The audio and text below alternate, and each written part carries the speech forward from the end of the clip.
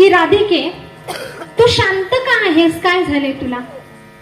तेव्हा एका गोपिकेला तिचा हात दिसला आणि त्या हात दिसला तेव्हा तिच्या हाताला काहीतरी लागलं होतं, हाताच्या करंगळीला. आणि हाताच्या करंगळीला जेव्हा लागलेलं दिसलं तेव्हा मात्र त्या गोपिकेने विचारलं, हे तुझ्या हाताला खूप दिवस झाला लागलंय, ते आतापर्यंत बरं व्हायला पाहिजे होतं.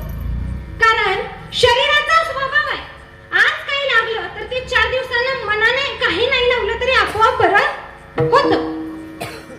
मग तुझं अजून का बरं नाही झालं? तर ती राधिका म्हटली की ह्याला कारणीभूत म्हणे मीच आहे. तर का कारणीभूत तूच का आहेस? ती म्हटली, जेव्हा जेव्हा ही जखम बरी व्हायला जाते तेव्हा तेव्हा मी पुन्हा त्याला सोलटून काढते आणि पुन्हा जखम चिघळवते आणि त्यामुळे ती बरी होत नाही. तर म्हणे असं का करतेस? कुणाला वाटतं जखम जास्त दिवस राहावी, लवकर बरी व्हावी असंच वाटतं ना, मग तू अशी का करतेस? तेव्हा मात्र राधिकेने उत्तर दिलं, म्हणे तो बासरीवाला आहे ना, तो एकदा नाचत असताना त्याचं नख माझ्या करंगळीला लागलं आणि त्यामुळं त्या वेदना मला झाल्या. तो बासरीवाला तर आपल्याला सोडून गेला, पण ही जखम मात्र त्याची आठवण आहे आणि ती एकदा बरी झाली की सगळंच गेलं ना.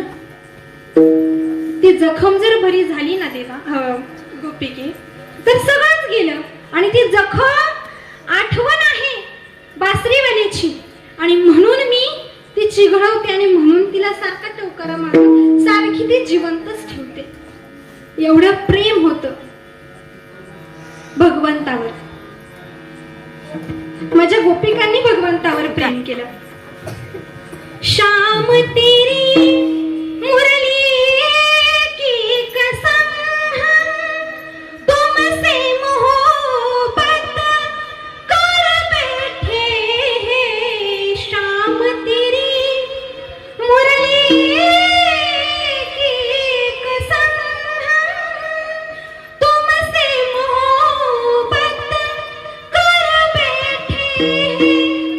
दिल के सिवा कुछ और न था, ये दिल भी तुम्हारा कर बैठे हैं.